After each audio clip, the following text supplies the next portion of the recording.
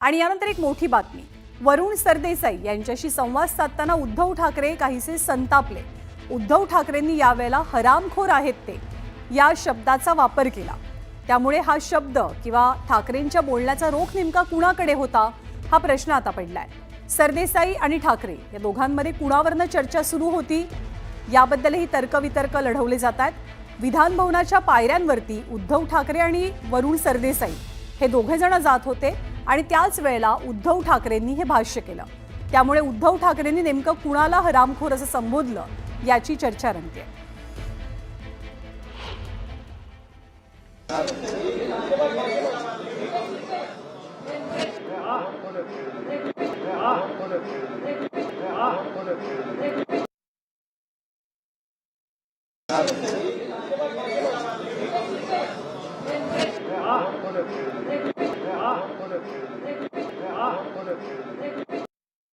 पुढची बातमी, विधान परिषदेचे सभापती राम शिंदेंच्या विरोधात दाखल केलेला अविश्वासाचा ठराव शिवसेना उद्धव बाळासाहेब ठाकरे पक्षाने मागे घेतलाय। विधान परिषदेचे विरोधी पक्षनेते अंबादास दानवेंनी हा प्रस्ताव दाखल केलेला। मुंबईच्या रस्त्यांवरील डांबराचं सांबर कुणी खाल्लं, आरशात पाहून वारसा सांगू नका या शब्दात उपमुख्यमंत्री एकनाथ शिंदेंनी ठाकरे पिता पुत्रांवर हल्लाबोल केलाय। सर्वसामान्य शिवसैनिकांना कचरा समजण्यामुळेच यांचा आता डस्टबिन होण्याची वेळ आली आहे असा टोला सुद्धा एकनाथ शिंदेंनी ठाकरेंना लगावलाय। उपमुख्यमंत्री एकनाथ शिंदेंनी विधान परिषदेमध्ये विरोधकांचा समाचार घेतला। हल्ली कुणीही येतं आणि संविधान दाखवतं, राणेंना तुरुंगात टाकलं तेव्हा संविधान कुठे होतं हा सवाल शिंदेंनी विचारला। आमदार भास्कर जाधवांनी विधानसभेत एका वृत्तपत्राचा हवाला देत गंभीर आरोप केलाय। लक्षवेधी लावण्यासाठी किती पैसे हवेत असं सत्ताधारी आमदार विचारतात, पैसे घ्या पण माझी लक्षवेधी लावा असं आमदार म्हणत असल्याचा दावा भास्कर जाधवांचा आहे। भास्कर जाधव एक जबाबदार व्यक्ती आहेत, त्यांनी अशा पद्धतीनं बोलणं कितपत योग्य आहे। भास्कर जाधवांनी फडणवीसांना भेटावं आणि याबद्दलची माहिती द्यावी, जर कोणी दोषी असेल तर त्यांच्यावरती गुन्हा दाखल केला जाईल असं अजित पवारांनी म्हटलंय। विरोधी पक्षनेते पदासंदर्भात मुख्यमंत्री देवेंद्र फडणवीसांनी सूचक विधान केलं। बाजूच्या खुर्चीचा निर्णय ज्या दिवशी अध्यक्ष घेतील तो आम्हाला मान्य असेल, तोवर बाजूची खुर्ची काही काळ रिकामी राहू द्या असं फडणवीस म्हणाले।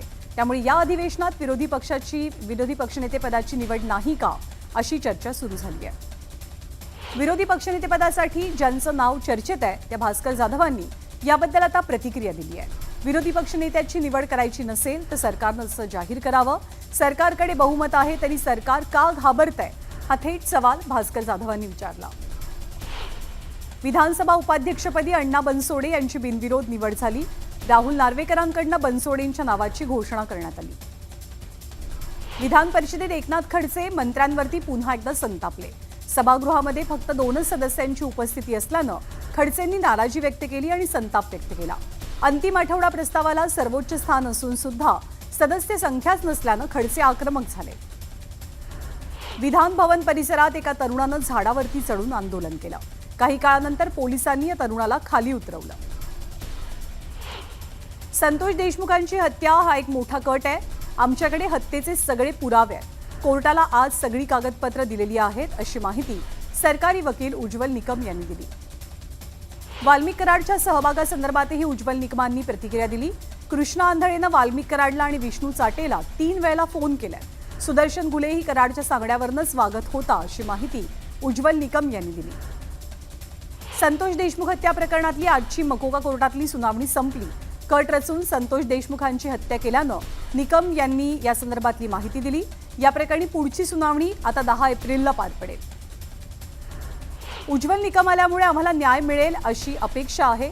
संतोष देशमुखांचे बंधू धनंजय देशमुखांनी ही भावना व्यक्त केली। जोवर आरोपींना फाशी होत नाही तोपर्यंत देशमुख कुटुंबीय समाधानी नसेल असंही त्यांनी सांगितलं। संतोष देशमुख हत्या प्रकरणातील तपास अधिकारी पोलीस उपअधीक्षक अनिल गुजर यांनी सरकारी वकील उज्ज्वल निकमांची भेट घेतली। तपासासंदर्भात दोघांमध्ये काही काळ चर्चा झाली आहे। वाल्मिक कराडच्या वकिलांनी डिस्चार्ज ॲप्लिकेशन कोर्टासमोर मांडलं। वाल्मिक कराडवरती केलेले सगळे आरोप आम्हाला मान्य नाहीत असा उल्लेख या अर्जामध्ये केला गेला। पंतप्रधान नरेंद्र मोदींच्या नागपूर दौऱ्यावरनं काँग्रेसनं निशाणा साधला। पंतप्रधान नागपुरात येत असताना दंगल का घडली याचाही शोध घ्यावा अशी टीका काँग्रेस प्रवक्ते अतुल लोंढेंनी केली आहे। सुरेश खाडे कामगार मंत्री असताना कॉन्ट्रॅक्ट पद्धत राबवून माथाडी कामगारांवरती अन्याय केला गेला अशी टीका भाजपचे नेते नरेंद्र पाटलांनी केली आहे. परप्रांतीय कामगारांच्या ठिकाणी खऱ्या माथाडी कामगारांना संधी मिळावी अशी मागणी त्यांनी केली आहे. राज्याचे क्रीडा युवक कल्याण मंत्री दत्तात्रय भरणे यांची वाशिमच्या पालकमंत्रीपदी नियुक्ती झाली आहे. सामान्य प्रशासन विभागानं भरणेंना नियुक्तीचं पत्र दिलंय. भरणे उपमुख्यमंत्री अजित पवारांचे खंदे समर्थक मानले जातात. पुण्यामध्ये शिवसेना उभाठानं बॅनरबाजी केली. ठाणे, रिक्षा, चष्मा, दाढी, गुवाहाटी आणि गद्दार या शब्दांना महाराष्ट्रात बंदी आहे का असा सवाल उपस्थित करत शिवसेनेला डिवचलं गेलंय. पुण्यामध्ये उद्धव ठाकरेंना पुन्हा एकदा धक्का बसलाय. कसबा विधानसभा मतदारसंघातील महिला आघाडी आणि पुण्यातील अनेक शाखा प्रमुख सोबतच शिवसैनिक आता शिवसेनेमध्ये प्रवेश करणार आहेत. मंत्री भरत गोगावले त्यांच्या मतदारसंघात लवकरच जनता दरबार आयोजित करणार आहेत अशी घोषणा त्यांनी शिवसेनेच्या कार्यकर्ता मेळाव्यातनं केली. दर 10 दिवसांनी प्रत्येक तालुक्यात जनता दरबाराचं आयोजन केलं जाईल. प्रशांत कोरटकरला ठेवण्यात येणाऱ्या कोठडीबाहेरचं सीसीटीव्ही देण्याची मागणी इंद्रजित सावंतांनी पोलिसांकडे केली आहे. कोर्टाच्या कामासाठी फुटेज द्यावं अशी मागणी सावंतांची आहे. रायगडावरची वाघ्या कुत्र्याची समाधी हटवण्याच्या मागणीवर संभाजीराजे छत्रपती ठाम आहेत. वाघ्या कुत्र्याची संरक्षित स्मारकामध्ये नोंद नाही. अनेक शिवभक्तांकडनं याआधी सुद्धा मुद्दा उपस्थित केला गेलाय असं संभाजीराजे म्हणाले. संभाजीराजेंकडनं जीर्णोद्धाराचे फोटो सुद्धा सादर केले गेले आहेत. वाघ्या कुत्र्याच्या समाधीवरनं गोपीचंद पडळकरांनी प्रतिक्रिया दिली. कुणीतरी सांगतं म्हणून कारवाई नको, वाद उकरून काढणं योग्य नाही. समिती स्थापन करून संशोधन करावं अशी मागणी पडळकरांची आहे. वाघ्या कुत्र्याची समाधी हा राज्यासमोरचा मुद्दा नाही. इतिहास तज्ज्ञांनी याबद्दल आपलं मत मांडावं आणि त्यानंतर सरकार मार्ग काढेल अशी प्रतिक्रिया अमोल मिटकरनी दिली आहे. संभाजीराजे छत्रपतींनी पुरातत्व विभागाचे महासंचालक यदुबीर सिंग रावत यांची भेट घेतली. वाघ्या कुत्र्याच्या समाधीबाबत या भेटीमध्ये चर्चा झाली आहे. सोमनाथ सूर्यवंशी मृत्यू प्रकरणाची सीआयडीकडनं चौकशी सुरू आहे. परभणीच्या नानलपेठ पोलीस स्थानकात सोमनाथ सूर्यवंशींच्या आई आणि भावाचा जबाब नोंदवला असल्याची माहिती सीआयडीनं दिली आहे. अहिल्यानगरच्या राहुरी इथे महापुरुषांच्या पुतळ्याच्या विटंबना प्रकरणी रास्ता रोको केला गेला. आमदार शिवाजी कर्डिले आणि पोलिसांमध्ये झालेल्या चर्चेनंतर हे आंदोलन तुर्तास मागे घेतलं गेलंय. मात्र आरोपीला तात्काळ अटक झाली नाही तर तीव्र आंदोलनाचा इशारा दिला गेलाय. कल्याण शीळ रोडवरती सकाळपासून वाहतूक कोंडी झाली आहे. याचा फटका नागरिकांसह विद्यार्थ्यांनाही बसला. विद्यार्थ्यांना रस्ता पार करण्यासाठी 2 तास लागल्यानं दुपारी शाळेत येणाऱ्या मुलांना चक्क सुट्टी द्यावी लागली. परीक्षेच्या तोंडावरती शाळा बुडत असल्यानं पालकांनी नाराजी व्यक्त केली आहे. तर मनसेनं सुद्धा आता आंदोलनाचा इशारा दिलाय. नाशिकच्या सिंहस्थ कुंभमेळ्याच्या नामकरणाचा वाद शिगेला पोहोचलाय. अखिल भारतीय आखाडा परिषद अस्तित्वातच नसल्याचा दावा महंत सुधीरदास यांनी केलाय. त्र्यंबकेश्वरमध्ये आज जी बैठक झाली त्याला आखाडा परिषदेचं नाव देणं चुकीचं असल्याचं दास यांनी म्हटलंय. कुणाल कामरा आणि सुषमा अंधारे या दोघांच्या विरोधात हक्कभंगाचा प्रस्ताव सादर झालाय. भाजपचे आमदार प्रवीण दरेकरांनी विधान परिषद सभापती राम शिंदेंकडे हा प्रस्ताव दाखल केला. पुण्यातील ससून रुग्णालयातनं संतोष साठे या आरोपीनं पलायन केलं. छातीत दुखू लागल्यामुळे या आरोपीला ससून रुग्णालयात दाखल केलं गेलं होतं. विनयभंगाच्या गुन्ह्यामध्ये अटक करण्यात आलेला हा आरोपी ससूनमधनं पसार झाला. पुण्याच्या भवानीपेठ क्षत्रिय कार्यालयाचे उपअभियंता रजेवरती असल्यामुळे नागरिकांची कामं आणि ठेकेदारांची बिलं खोळंबलेली आहेत. त्यामुळे उपअभियंता हरवलेत त्यांना शोधून देणाऱ्यास 500 रुपयांचं बक्षीस देऊ अशी पत्रकं ठेकेदारांकडनं वाटली गेली. पुण्यामध्ये 2 अल्पवयीन सावत्र बहिणींवरती अत्याचार झालाय. 2 अल्पवयीन आरोपींनी हा अत्याचार केलेला असून दोघे पीडित मुलींचे नातेवाईक आहेत. या प्रकरणी दोनही आरोपींना आता ताब्यात घेतलं गेलंय. पुण्याच्या खडकीमध्ये 2 चोरट्यांनी 10 लाखांची रोकड हिसकावून पळ काढला. दरम्यान दोनही चोरट्यांना 6 तासांच्या आत अटक करण्यात आली आहे. या प्रकरणी दुचाकी आणि रोकड दोन्ही जप्त करण्यात आलंय. पुण्याच्या केशवनगरमध्ये 3 दुकानांना भीषण आग लागली. या आगीमध्ये दुकानातलं साहित्य जळून खाक झालं. दरम्यान अग्निशमन दलानं आगीवरती नियंत्रण मिळवलंय. पुण्यातली वाहतूक कोंडी सोडवण्यासाठी वाहतूक शाखेकडनं अनेक उपाययोजना राबवल्या जात आहेत. मात्र पुणे विद्यापीठातील चौक पुन्हा एकदा वाहतूक कोंडीच्या विळख्यात अडकलाय. जवळपास रोजच वाहनांच्या लांबच लांब रांगा लागल्यानं नागरिक हैराण झाले. मुंबई विमानतळाच्या एका शौचालयामध्ये मृत अर्भक सापडल्यामुळे खळबळ उडाली. एका अज्ञात व्यक्तीनं हे नवजात बाळ टर्मिनल 2च्या कचरापेटीत टाकलेलं. या प्रकरणी पोलिसांनी गुन्हा दाखल केलाय आणि सीसीटीव्हीच्या आधारे या व्यक्तीचा शोध सुरू आहे. गोंदियामध्ये तापमान वाढताच कलिंगडाची आवकही वाढली आहे। दरम्यान कलिंगडाला योग्य दर मिळत नसल्यानं शेतकरी हवालदिल झालाय। 10 ते 20 रुपये प्रति किलोवरनं कलिंगडाचे दर केवळ 5 ते 6 रुपयांवरती आलेत। धुळे कृषी उत्पन्न बाजार समितीमध्ये लाल मिरचीची मोठ्या प्रमाणात आवक झाली आहे। सद्यस्थितीमध्ये 150 ते 350 रुपये प्रति किलो दरानं या मिरचीची विक्री सुरू आहे। मिरचीची खरेदी करण्यासाठी गृहिणींची गर्दी पाहायला मिळते। गेल्या 3 दिवसांपासून छत्रपती संभाजीनगरातील तापमानात वाढ होते आहे। सध्या तापमान 39.2 अंश सेल्सिअस वरती असून पुढच्या 3 दिवसात तापमान 40 अंशांवर जाण्याची शक्यता आहे। संगमेश्वर तालुक्यातील काही ठिकाणी अवकाळी पाऊस बरसलाय। या पावसामुळे आंबा आणि काजू पिकाचं उत्पादन धोक्यात आलंय। त्यामुळे शेतकरी वर्गात चिंतेचं वातावरण आहे। सांगली जिल्ह्यात झालेल्या वादळी वाऱ्यासह अवकाळी पावसामुळे शेतीचं मोठ्या प्रमाणात नुकसान झालं। सर्वाधिक नुकसान द्राक्ष बागांचं झालंय। लाखोंचं नुकसान झाल्यामुळे शेतकरी हवालदिल. मार्च एंड सोबत गुढीपाडवा आणि रमजान ईदच्या पार्श्वभूमीवर लासलगाव आणि मनमाडसह नाशिक जिल्ह्यातील बहुतांश बाजार समित्या 5 दिवस बंद असतील। त्यामुळे 5 दिवसांनी बाजार समित्या सुरू होताच कांद्याची मोठ्या संख्येने आवक होऊन भाव कोसळतील अशी शक्यता व्यक्त होते आहे। आणि यानंतर एक मोठी बातमी, वरुण सरदेसाई यांच्याशी संवाद साधताना उद्धव ठाकरे काहीसे संतापले। उद्धव ठाकरेंनी यावेळेला हरामखोर आहेत ते या शब्दाचा वापर केला। त्यामुळे हा शब्द किंवा ठाकरेंच्या बोलण्याचा रोख नेमका कुणाकडे होता हा प्रश्न आता पडलाय। सरदेसाई आणि ठाकरे या दोघांमध्ये कुणावरनं चर्चा सुरू होती याबद्दलही तर्कवितर्क लढवले जात आहेत। विधान भवनाच्या पायऱ्यांवरती उद्धव ठाकरे आणि वरुण सरदेसाई हे दोघे जण जात होते आणि त्याच वेळेला उद्धव ठाकरेंनी हे भाष्य केलं। त्यामुळे उद्धव ठाकरेंनी नेमकं कुणाला हरामखोर असं संबोधलं याची चर्चा रंगते।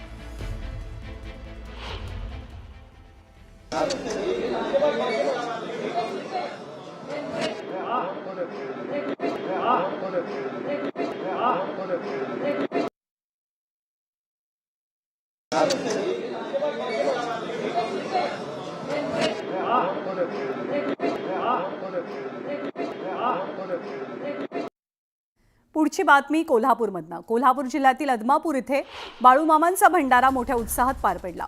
दरवर्षी भागवत एकादशीला बाळूमामांचा भंडारा सोहळा पार पडतो। या सोहळ्यात मोठ्या संख्येने बाळूमामांचे भक्त उपस्थित राहतात आणि भंडाऱ्याची उधळण करतात। इंदापूर तालुक्यातील शहागावात बाळूमामांचा भंडारा उत्सव पार पडला। बाळूमामांच्या पालखीची मिरवणूक काढून 5 टन भंडाऱ्याची उधळण करण्यात आली। यावेळी भाविकांनी मोठी गर्दी केलेली। फाल्गुन वद्य भागवत एकादशी निमित्त पंढरीत भाविकांनी गर्दी केली आहे।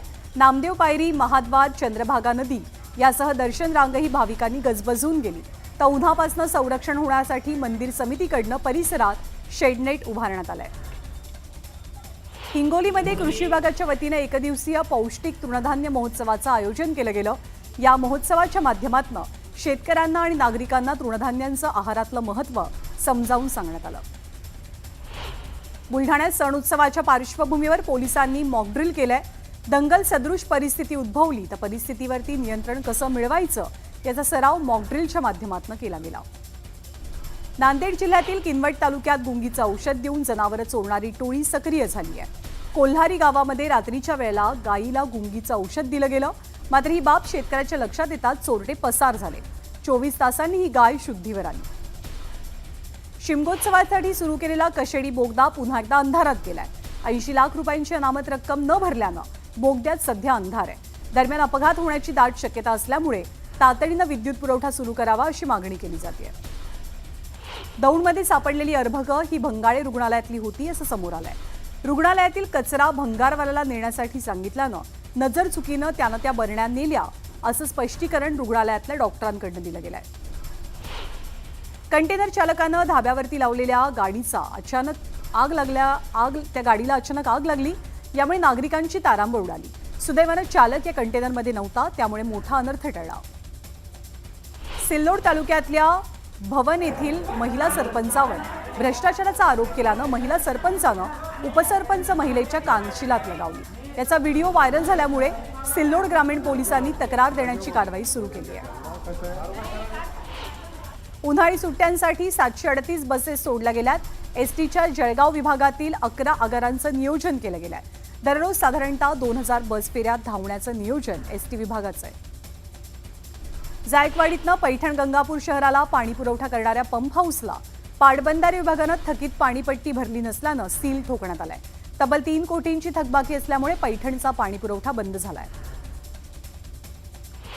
जम्मू काश्मीरमध्ये झालेल्या चकमकीत संगमनेर तालुक्यातील मेंढवण गावातील जवान रामदास बढे यांना वीरमरण आलं। त्यांच्यावरती लष्करी इतमामात अंत्यसंस्कार करण्यात आले। हिंगोलीच्या सेनगाव तालुक्यातील तलाव कोरडा ठाक पडलाय। उन्हाची तीव्रता वाढल्यामुळे पाणी आटू लागलंय, त्यामुळे तलावात मृत माशांचा खच दिसतोय। जळगावच्या भडगाव तालुक्यातील महिंदळे गावात पाणी टंचाई जाणवू लागली आहे। महिलांना हंडाभर पाण्यासाठी वणवण फिरावं लागतंय। हिंगोलीच्या जिल्हा परिषदेच्या मुख्य कार्यकारी अधिकारीपदी IAS अधिकारी अंजली रमेश यांची नियुक्ती झाली आहे। हिंगोली येथील मुख्य कार्यकारी अधिकारी नेहा भोसले यांच्या बदलीनं होणाऱ्या रिक्त जागी अंजली यांची नियुक्ती झाली आहे। छत्रपती संभाजीनगरमध्ये सोमवारी जलवाहिनीवरचा व्हॉल्व फुटल्यानं शहरातला पाणी पुरवठा 2 दिवस बंद होता, त्यामुळे नागरिकांना पाण्यासाठी वणवण भटकावं लागलं। आणखी एक मोठी बातमी इतिहास संशोधक इंद्रजित सावंत धमकी प्रकरणाची बातमी आहे। फॉरेन्सिक टीमनं प्रशांत कोरटकरच्या आवाजाचे नमुने घेतलेत। आवाजाचे नमुने घेण्याचं काम तब्बल 5 तास सुरू होतं।